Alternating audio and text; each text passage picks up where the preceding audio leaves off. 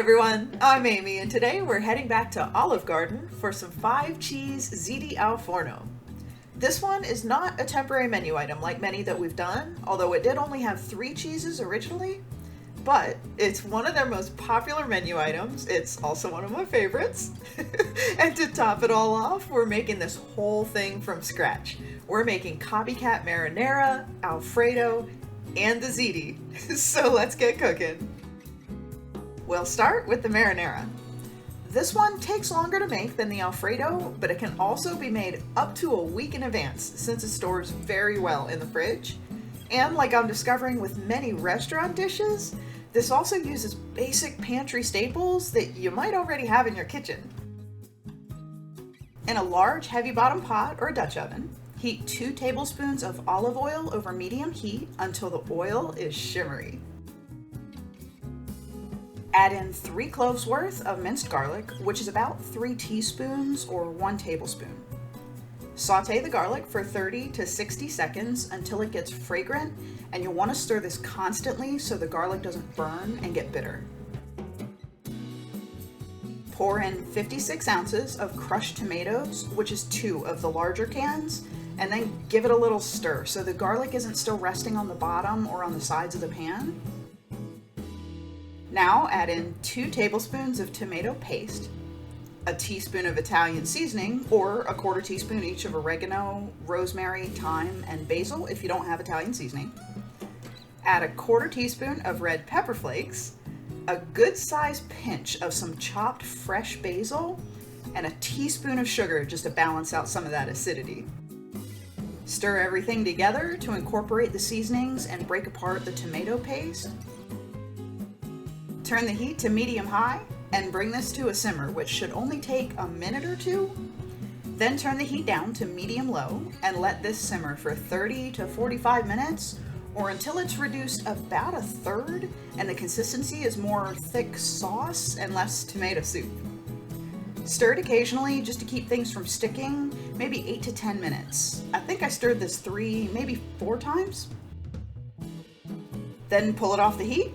Add salt and pepper and give it a little taste test. Once you're happy with the salt and pepper, the marinara sauce is done. And that's it. Olive Garden marinara sauce at home.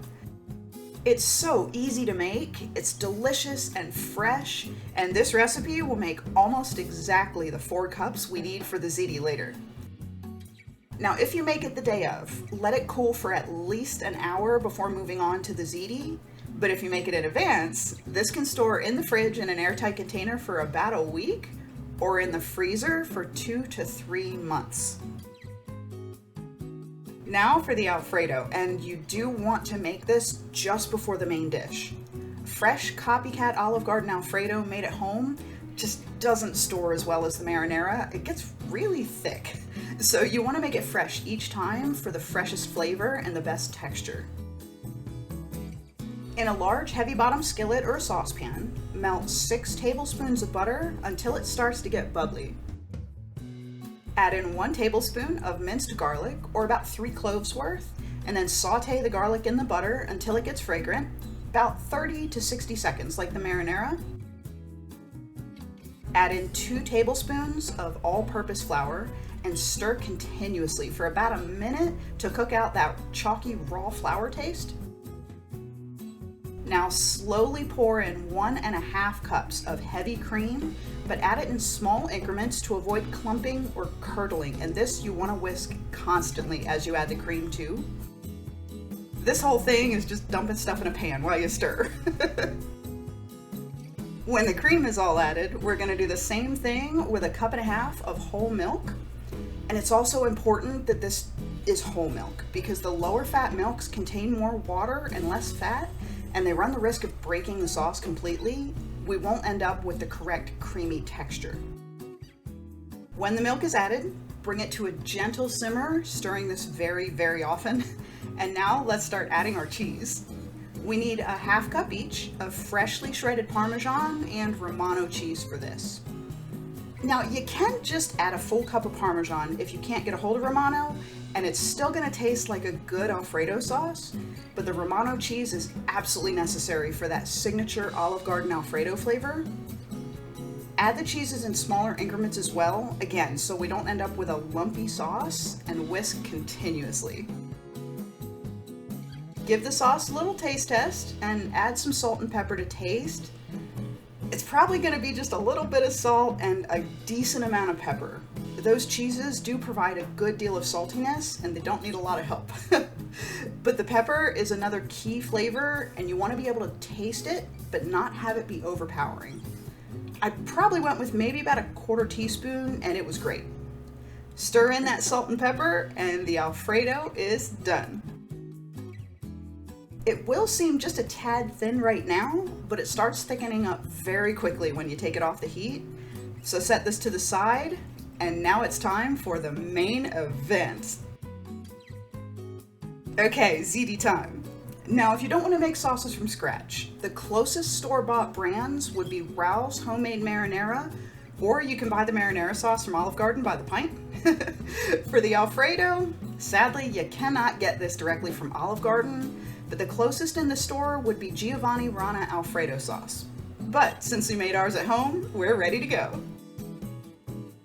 Start by preheating the oven to 375 and make sure the rack is in the middle position. Next, spray a 9x13 baking dish with some oil to prevent sticking and then set that to the side. Now we need our pasta. Cook 1 pound of ziti pasta until it's al dente, or even just before al dente, which will seem to be a bit firm but not crunchy. We want it not quite soft since this is still gonna bake in the oven. While that pasta's cooking over there, let's get our topping ready. In a medium bowl, add 2 cups of shredded mozzarella cheese, a ½ cup of panko breadcrumbs, a ¼ cup each of shredded Parmesan and Romano cheese, and 2 cloves worth of minced garlic, or about 2 teaspoons. Stir this all up with a spoon or a spatula until everything is evenly combined, and then set this to the side to wait for a few minutes. When the pasta's ready, we're going to drain it and pour it into a large bowl. Add 4 cups of our marinara sauce, which should be almost all of the sauce we made earlier. Add 2 cups of the Alfredo sauce, which should be about 2/3 of the sauce we just made. That does leave you with some dipping sauce if you include breadsticks with this meal, and I'll link my Copycat Olive Garden salad and breadsticks video in the description because those were awesome. Add a ½ cup of ricotta cheese, as well as a ½ cup of shredded fontina cheese, and then stir all this up with a spoon or a spatula until everything is combined and the ricotta is fully broken up into the sauce. I've got to tell you, this looks amazing, and I wish smell-o-vision was a thing because it smells delicious. Okay, grab the baking dish we sprayed with oil and pour in all of the ziti mixture. Smooth it out so it's roughly even in the dish so everything cooks evenly. It doesn't have to be perfect, we just don't want huge mountains and valleys in it. Now grab the topping we made and sprinkle it all over the top of the pasta mixture. You want it to go the whole way to the edges and cover all of the sauce as much as you can. This is going to keep our pasta from drying out and getting crunchy. Bake this uncovered at 375 for about 30 to 35 minutes or until it's nice and bubbly and the topping is golden. Or almost brown if you're like my family, because we like our topping crispy, and I mean crispy. Serve this up with some parsley garnish and some more Parmesan, and we have Olive Garden 5-cheese Ziti al Forno. All made at home with homemade sauce and everything. So each of these, all by themselves, are spot on Olive Garden copycats. If you sat a cup of each sauce in front of me beside the real thing from Olive Garden, I don't think I'd be able to tell the difference. These are that close. Same with the ziti. It tastes exactly like I just picked up Olive Garden takeout, but just like the others, the flavors are so much fresher and brighter. It's like elevated Olive Garden, and it's delicious. Now the money, and as usual, I have the breakdown in the description below. The amount Olive Garden charges for this varies depending on the time of day and the meal size.